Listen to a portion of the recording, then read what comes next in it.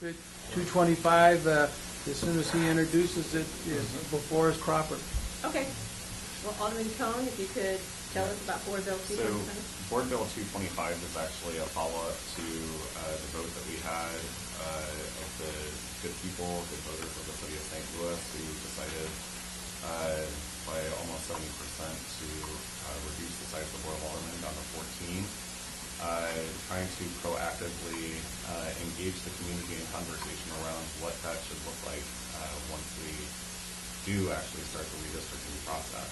I think most of us around here have been through redistricting at least once and understand that it can be a very difficult process to navigate and certainly very political. My intent with this is to create a citizen commission that would essentially engage the community in conversation around what the board should look like come 2022. Do we have neighborhood-based wards? Do we have wards that span from the south side up to the north side? What should we look like going forward as the Board of Aldermen? And so it would be a 9-person citizen commission appointed by the mayor and the president of the Board of Aldermen and confirmed by this body. And the chairman of this committee, whomever that may be, would sit as the 9th member of the commission as well, since this committee is also the one that's generally responsible for the redistricting process. All right. I'll take questions from the committee. Alderman Kennedy. Thank you, Madam Chairman. As you know, I was against your original bill that put it on the agenda. Not that I was against about anything related to updating or reforming or improving the city system. At the time, I didn't think it was clear enough in that there was no plan to take any steps beyond what was just on the ballot. I mentioned that earlier. And I also thought that... Which was still a bill. Right, fully, yeah. Which I also pointed out in that in a portion of the city, the north side in particular, I thought it would end up as disenfranchisement, further disenfranchisement, and would end up, I'm saying it now, with more unrest, like what we're seeing here today.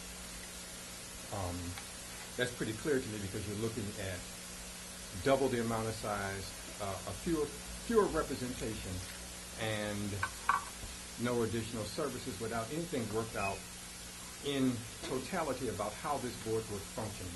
Does the board now get additional staff, all that kind of business? Which with 28 aldermen, it doesn't have enough staff right now. What would happen when you take it down to 14? Those are the questions that I raised. I didn't think it was totally thought out. So I think that that's part of the intent of what this commission would do is engage the citizens and their concerns, not only in regards to how the board will be redistricted, but also how it will function as well. From a staffing perspective as well. The more we can engage the community and how we run ourselves, I think the better off we're going to be. Especially if they understand some of the issues that we face currently as a 28-member body. So you see this commission as possibly holding public hearings or getting people's input and the rest of it, and then supplying that information to the board of Aldermen. Correct. Why did you see this? Why did you see a need for the mayor to have any appointees on it at all? I'm open to that. Most of the commissions that we have set up are appointed purely by the mayor. So, I thought this is related to the board. So, the president should have at least half of the members appointed to it. So I just looked at how most commissions are set up, which is the mayor appoints them and then we affirm those appointments. And kind of took it a step further and just said, the president of the board would have half of the appointments on it. And then, by virtue of the chair of the committee being the 5th person, that the Board of Aldermen would essentially have 5 out of the 9 spots on the commission. I'm certainly open to conversation around that, but that was my thought process. So they will primarily report to and make advisement to this board and this committee in particular. And I would also, that was a question. I would also suggest that there would be some kind of term limit. How long is the commission supposed to last? And when should they make their report? I think that you need some big things here. Okay. Because it looks like they would operate in perpetuity, the way it's written, the way it seems right now. Until redistricting in 2021. Does it say that? Well, the entire point of this is to deal with the redistricting. So the commission is established for the purpose of evaluating the reduction and reformation of the Board of Aldermen for the 2021 redistricting, which is alluded to in here by citing Ordinance 69185, which is the reduction of the Board of Aldermen. That was the charter change.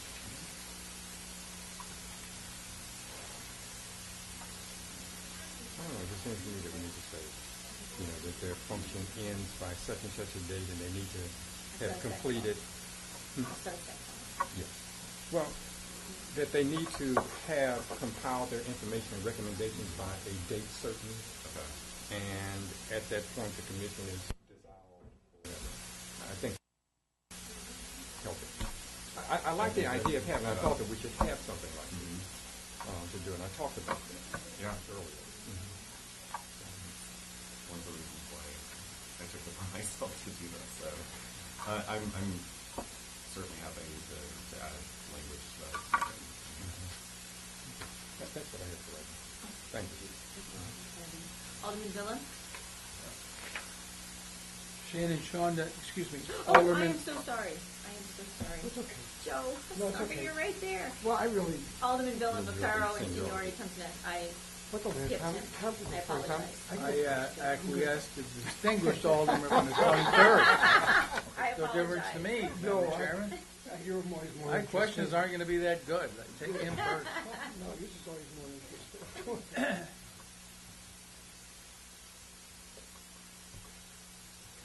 I'm kind of No, go ahead. okay. I just know that we started over a year in advance with the arguments who's going to be on the committee to do the map. Then it was 3 months of, well, let's go this way. Well, wait a minute, I want to keep this area. Well, then let's shift this way. So we're going to take a commission. They're going to come in. We're going to do recommendations, and we're going to come in and cut it all up because we're going to say, well, even though they're recommending, they're not going to know every single neighborhood north to south, east to west in the city. Now, if They're all not 9 drawing members them come out. from the 23rd Ward, you'll get one answer. If they all come from the 1st Ward, you're going to get another answer. And 9 across, how are you going to figure what wards they come out of? If you're going to do a commission, I would think it also have to have a representative from every ward, a neighborhood leader from every ward to get a true sense of how, the people want to go. But the way this is right now, I guess after you put all the different changes in it, I'll look at it again. But I would have massive concerns to waste all these people's time. And like you said, they're not going to draw the map. So they're going to come in and do all these recommendations. And as a group, we're going to, either agree or disagree with it and draw the map how we best see fit to, represent our neighborhood. So anyway, that's my only comment. It's not even a question. You're going to answer it, but it's not even a question. I'm sorry. I mean, politics always plays a role in redistricting.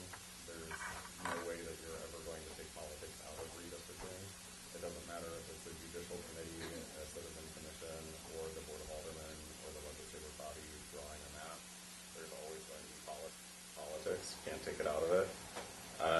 I think, though, the more that we can work towards engaging citizens and how we ourselves are structured as a Board of Aldermen, the better off we're going to function as a Board of Aldermen representing our constituency. I think that, to have a functioning commission, it really, a functioning working commission, you need people that are going to be able to work together. When you get into larger bodies, and I mean, we're moving from 28 to 14, so do we have a commission of 28, or do we have a commission of 14, or do, we have another number that, can all function together, to move things forward? So, not to mention that 14 and 28 are both even numbers, and, you come to, issues with voting there, so you're going to need an odd number in order to, break a tie vote kind of a thing. So, this is similar to what other cities have done with regard to redistricting on a regular basis. Not just in the times that we are as a city where we're actually reducing the Board of Aldermen, but this isn't only about drawing the map. This is also evaluating how we function as a board and the resources that we need in order to function as a board. Well, okay, so I'll go back. Terry did a great job on Ways and Means. We should, before we put a commission together, if we really want to truly see how people feel, we should take the legislation committee on the road to all the different neighborhoods. That's what Terry did, and I thought that was really good, because not only did I have to rely on what other people said and other aldermen went, I got a firsthand view of different neighborhoods, of different opinions that I would have never had in the past, people that came in that I don't necessarily represent, that the older people that feel trapped in areas, that felt there were things that in Ways and Means that should be done along the lines of healthy home repair, which is in the GO bond, which actually concerned me, and that's why when I did that with Antonio, we put that in, because, and I wouldn't have understood and known that. I feel it's our job to go out and see what the people want, and then come back to a consensus, not send 9 people out and have them come back and say, yeah, I was talking to this guy, that guy. The best way for me to get understanding is, I would say we do night meetings, certain amount of day meetings, certain amount of night meetings, legislation, and legislation should be out on the road, and we should do it after elections are over in the new committee, so we don't start something and then have to change leaders. But so I don't disagree with that, but we have committees structured for roughly a 2-year period. This is establishing a process that engages citizens for the next 6 years. So the committee structure, this isn't going to negate the work that the legislation committee is going to have to do in 6 years. They're still going to have to do those very same things, dependent upon who the chair of the committee is at this juncture. The fact of the matter is that the chair of the committee today very well may not be the chair of the committee in 6 years. The members of the committee today very well are not going to be the same committee members in 6 years. So, this establishes a level of continuity in terms of evaluating, how we should be structured. I absolutely agree that, the committee, in 2018, 2020, should be doing those things. As we all know, it's pretty much incumbent upon whoever is the chair of the committee and the members of the committee at that point in order to do that. Alderman Kennedy may not be around at that point, or may not be chair of the legislation committee when that time comes. Right. And so, this establishes a level of continuity in that planning process and evaluative process to make sure that citizens are being engaged over the next 6 years, which seems like a long time, but as we all know, it goes by relatively fast. I mean, you and I have both been aldermen for about 6 years now, so it goes by quicker than we want it to in some cases. So I absolutely agree with you. I think that the legislation committee should be doing that when it comes time for redistricting. But in the meanwhile, I also believe that we need to engage our citizens and their legislative body and how it's structured and how it will operate. Do you have any other questions on? no, I just, Okay, Alderman Villa? Thank you, Madam Chairman.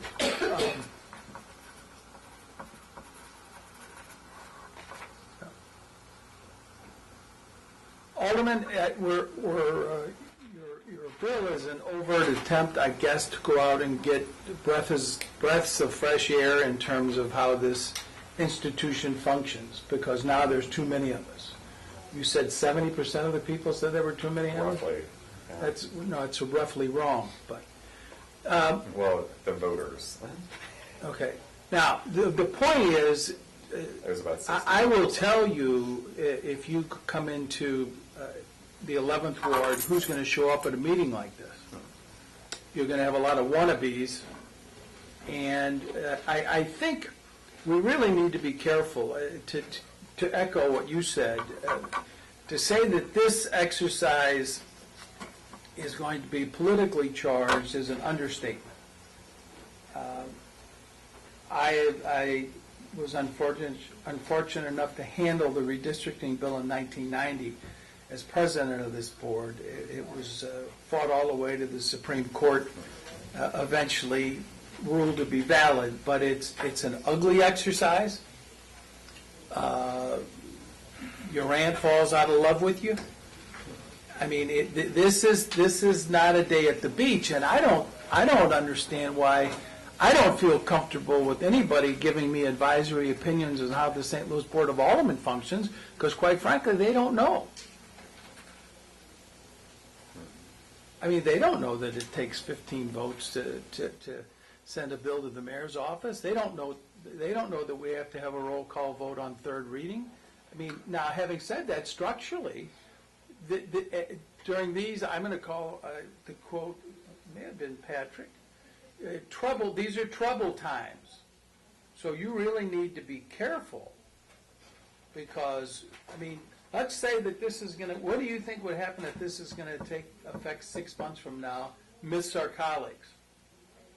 I quit talking to Larry Arnowitz, which would be easy. I never have like Beth Murphy. But the point is, they're not going to, the three of us, quite honestly, are going to get thrown together, whether you like it or not. If I'm thinking politically, and I seldom do that because I'm old. But this is going to be all-out war, and there's a lot at stake. I can hear Sharon now, and she's not here. So my point is, I'm not so sure that we shouldn't take a step back. This may be something that we need to involve academics with, or someone from the field of academics who they don't understand it either. I mean, I took fundamentals of American government, and this will surprise you. I got a D in my freshman year at St. Louis University, but I also grew up with my father. So I kind of know, I thought I knew.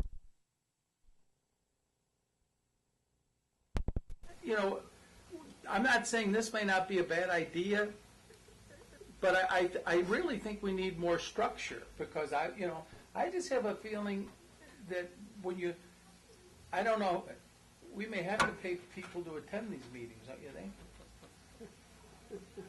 I mean, I don't have to pay them to attend a neighborhood association meeting. I think that there are enough well, but people not who are that many. engaged in this process. Yeah, but let me be a cynic. The attendance at neighborhood meetings over the years I'm has not fallen off. My people are overjoyed dying. with it. Yeah. Right.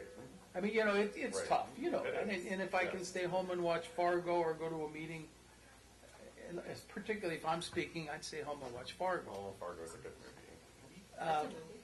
So I don't, I really think we need to be careful. I just don't know what kind of advice. I mean, advice and opinions from the public are nice. That's why we have voting booths. To your point, the people spoke against my wishes and said we should have fewer aldermen. No, we're not. I think I would like to see us kind of get our own in-house in order, because whether you like it or not, I think when you double up what I do, you're going to have a headache 8 days a week. And I think you're going to have to, I mean, these these young ladies that work for us now, I think are very busy, and that situation is going to be, I think, made worse. Maybe not. I don't have any vision, but I do know that the general public, we know what they want. They want the light fixed right away. They want a new dumpster, and they want the tree trim. And I don't think they really care about our inner workings. So as a result of this, I don't know, So a 9-person commission. Yep. I mean, we're talking about 9 people. Yep. We're not talking about the average person that walks down Grand Boulevard and just picking them up and plopping them onto a citizen commission that deals with redistricting. So to your point about academics being involved in this process, we can have academics, we can have attorneys that are familiar with the board. Those 9, technically 8 seats that are up for, that are open to the general public, we would vet as we would any other commission, in the city, in terms of their background and how they would contribute towards that commission. So we're not talking about, the average voter or the average person walking down Grand Boulevard who are okay, And I think the bold thing to do, and I just interrupted you, I'm sorry. You haven't finished talking. I'm sorry. And that's in your interruption. I think I would like to see us get more of our own house in order first. The focus of this, I assume, this is going to have nothing to do with how we cut the wards up. That's the ugly part. This is simply, correct me if I'm wrong, this has nothing to do with the actual taking 11, 12, and 13 and making it 2. So I think people get stuck on that movie when they hear about the reduction of the Alderman. That's certainly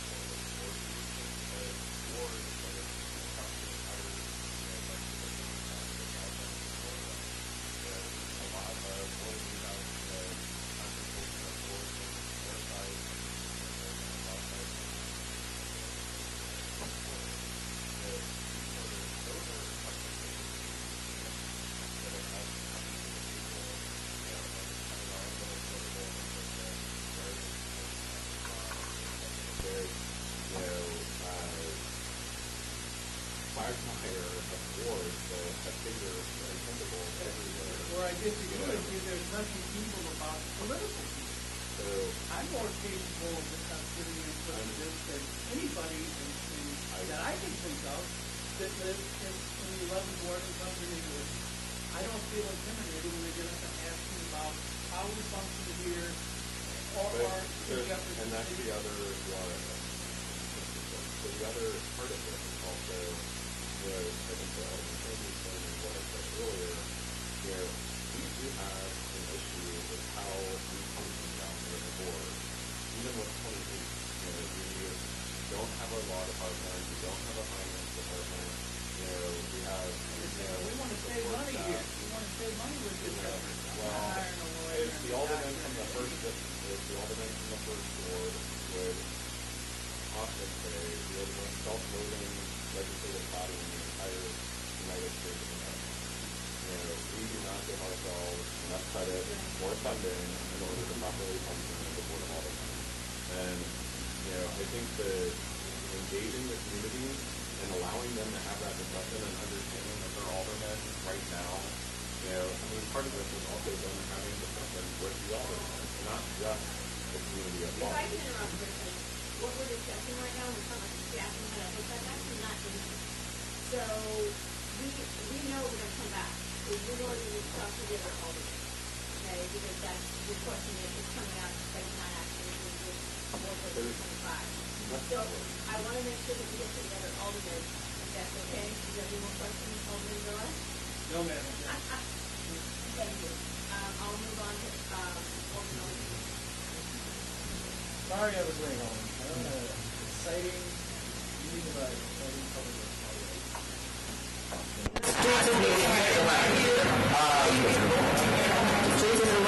So my comments brief. I think obviously we will have it'll be a challenging political situation when redistricting happens in 2011. I'm still crying and she really had a challenging political situation. Thank you, 2011. I meant 2021. And it may, at that point, I think it may be helpful to have some recommendations from a citizens that a citizens committee has put together to point to either to help explain or to deflect criticism potentially, or maybe just just to open our minds to some different ways that we can approach this. So I think this is probably a step in the right direction. My only question is, in your perfect world, what are some of the outcomes?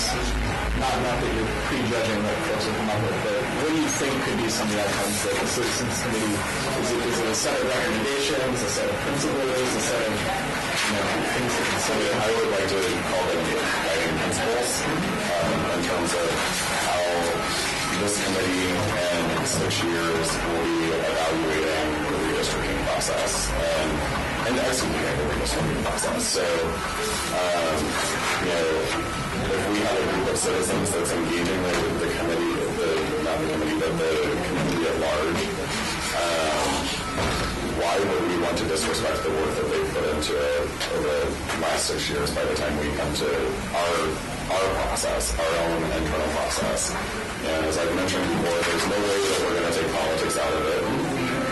But I think at a very minimum, we should be able to at least engage our communities and what they would like to see. I mean, they were the ones that voted for this overwhelmingly. So whether or not we agree with it or disagree with it, our citizens overwhelmingly did agree with it, our voters. And so engaging them in what they would like to see, I don't see anything wrong with that. Is that it, Alderman? Yes, thank you. Alderman Green? Okay. So I agree that I think that we need a commission to explore these issues. I also think that we need more meat to what this actually is going to look like. And I don't really have a question. I have more of a comment, I guess, in a couple of various things that I would like for consideration as we move forward.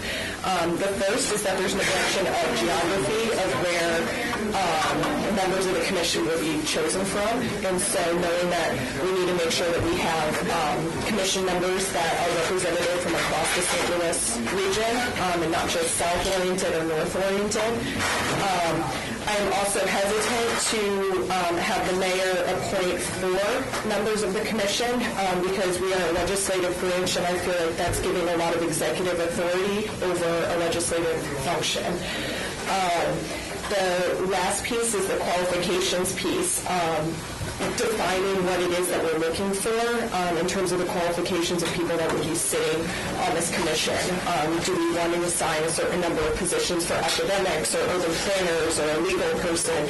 Really defining what that is and what the vetting process would look like so that they're not just political appointments if the goal is really to take the politics out of this. And then I lied, one last thing. I think also for removal of somebody from the commission, rather than having the mayor be responsible for that, I think that this commission should perhaps look at having a 2/3 vote of removing one of their own members, rather than having an external body control who is on it or not. And then finally, just exact deliverables for what we're looking for from the commission. Spoken 2 words of a grant writer. Sorry, couldn't help that. All right, I'm going to go ahead and let everyone know I'm going to hold this in committee because we've had some great suggestions, and I'm going to end this up because I know the next committee is coming in. But what I do want to say is I appreciate Alderman Cohn starting this conversation because we're being proactive, which I am a big proponent of. Because I've been down here too many times where decisions were made prior to us, and we sit here and go, why didn't they do something then? So by starting now the conversation, then we won't be doing that to those who are going to be here in 4 or 5, 6 years. The next thing is that I can't say it enough, and that is educate, educate, educate. We learned that in Ways and Means when we had public hearings and people actually blamed us for the St. Louis Public Schools knowing we have no control over their budgets. So it's important people understand how the process works. I think it's very important to understand how the process works. So education to me is number 1. 2, we do need to set some parameters. I like the way you said it as a deliverable so that when people have questions, they know. I also saw that we don't have, that this gives it, by setting up this commission, to have input. It makes it open and transparent, so no one thinks we're in closed rooms and making decisions without ever considering what the public thinks. The other thing is we also, and I brought it up earlier, is it doesn't talk about staffing and how that works. I don't know if it should be in this one or should be separate, but I just wanted to bring that up. And so that's how I'm going to close out today's hearing, legislative hearing, is that thank you. Thank all of you for coming down here, and I look forward to us working on this and moving it forward. Meeting is adjourned.